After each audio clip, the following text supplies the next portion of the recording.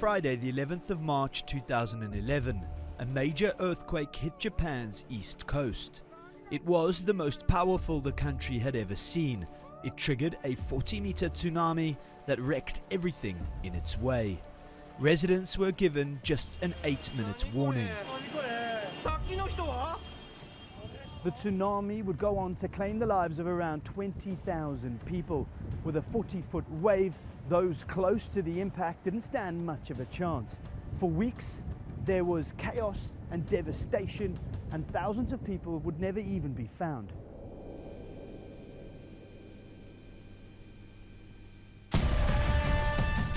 Japan was facing a major crisis. Thousands were missing, entire towns had been wiped out, and crucial infrastructure had been destroyed. But a few hundred kilometers down the coast, another disaster was unfolding. A 15-meter wave hit the Fukushima nuclear power station. It caused a series of fires and explosions. 3 of the 6 nuclear reactors began melting, and radiation was starting to leak. The government declared an emergency and an immediate evacuation of the surrounding areas. Over 150,000 people were forced to leave their homes, most never to return. It's been almost a decade since the Fukushima nuclear disaster. Our team was given rare access to one of Japan's most restricted and controversial areas. I wanted to find out why the majority of the residents were not willing to return to Fukushima and what the government was doing to help those affected by the second worst nuclear disaster of our time.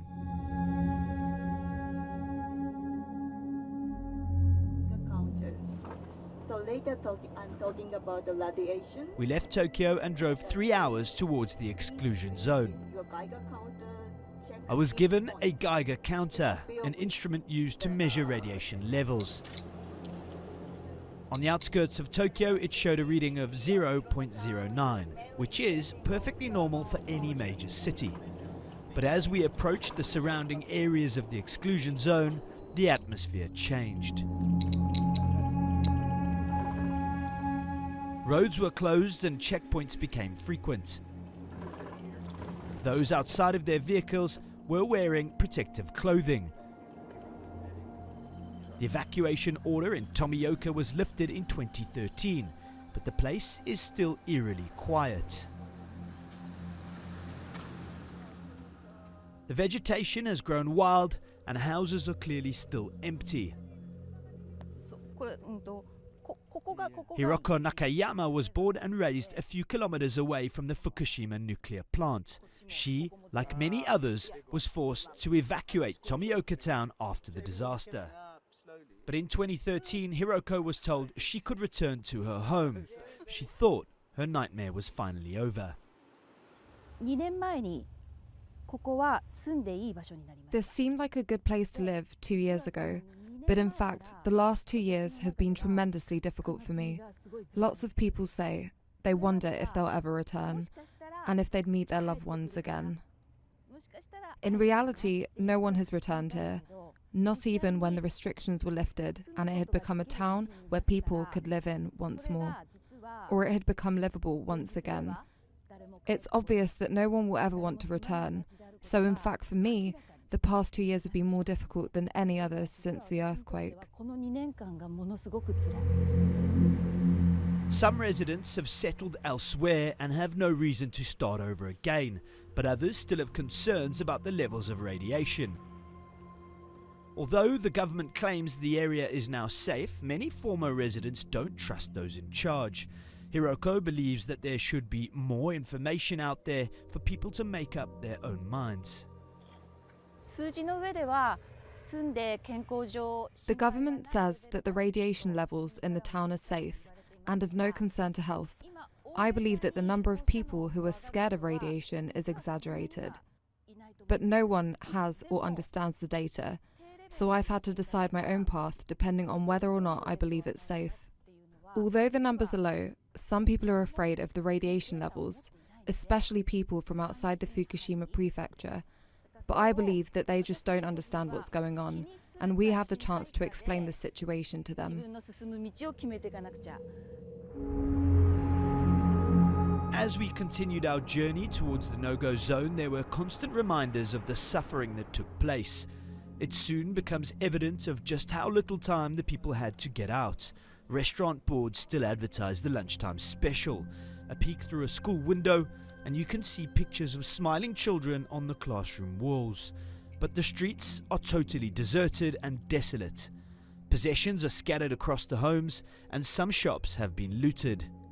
When you're here, you really get a sense of how eerily quiet the place is. It is quite literally a ghost town. And also, you can realize just how quickly people left this place. They locked up their businesses and their homes, and they ran. There is still shoes. When you look through the door, there's still cutlery everywhere. This was clearly a place that people used to come and socialize and just get the normal kind of things done. There's a salon outside, there's a restaurant across the road. All of that now has just been abandoned. It's quite depressing driving around the Fukushima area.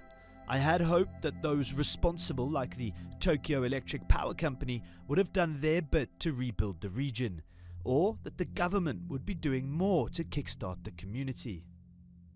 The towns are still a mess, and it's hardly a suitable area to live, work, or raise a family, but not everyone is disheartened. Katsumi Anakawa grows and sells flowers. He, like many others, was forced to move, but he returned, and his hope is that others follow his lead.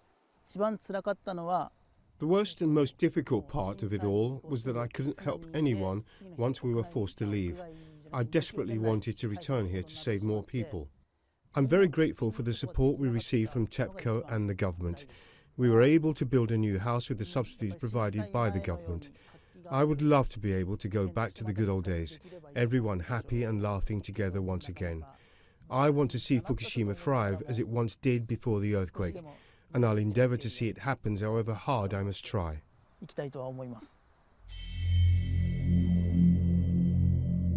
As we got closer to the no-go zone, we saw the Fukushima Daiichi power plant, which was operated by a company called TEPCO.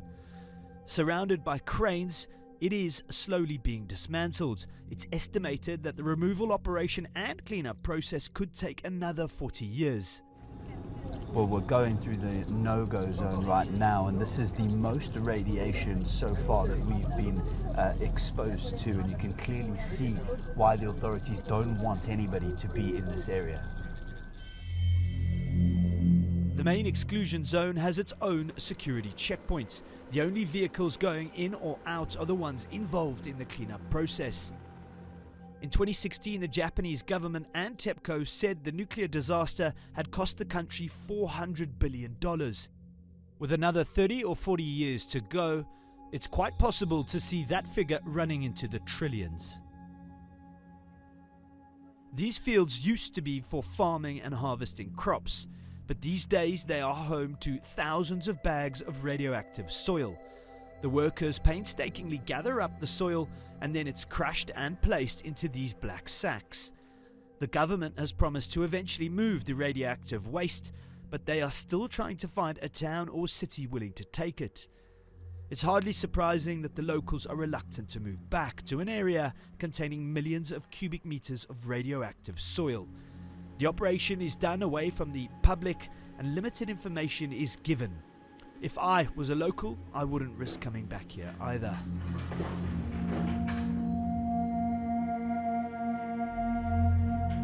On our way out, we passed a school which was hit by the tsunami. The clock on the wall is stuck at 3:38 p.m. That was the time the wave struck. But in this tragedy, there is a tale of human spirit at its best. When the children at this school knew the tsunami was heading their way, their orders were to wait inside this playground, leave the classroom and come and stand here. But when the kids got here, they realized that they weren't going to make it if they stayed put. So they decided to make a run for it. It's around 2 kilometers to get to higher ground, to the mountains. The kids that were aged between 12 and 14 decided that's what they needed to do to survive. In doing so, many locals saw all of the kids running to the mountains and assumed they had some better knowledge and followed. So these children effectively saved the lives of hundreds of people. This is a Miri seabed. And world standard. Chihiro Yoshida is a tour guide for Japan Wonder Travel. The group takes tourists around the exclusion zone. Like Chernobyl, Fukushima became an attraction to many after the rise in dark tourism. Japan Wonder Travel introduces its guests to local farmers and residents to give them a first-hand feel of what it's like to live at ground zero.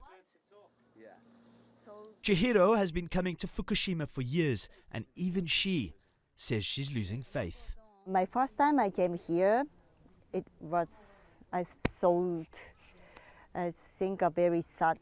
But now,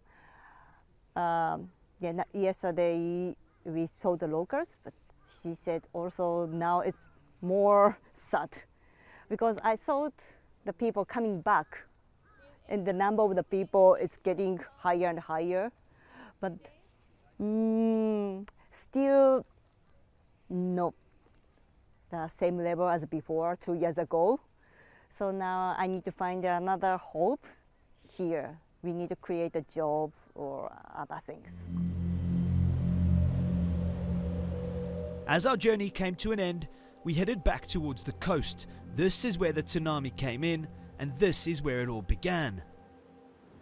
It's crazy to think that just 8 years ago, people were given a 40-minute warning to save their lives from a 40-meter wave. And you kind of put yourself in that situation and you think, how would you get out of there? How would you find your friends and your family?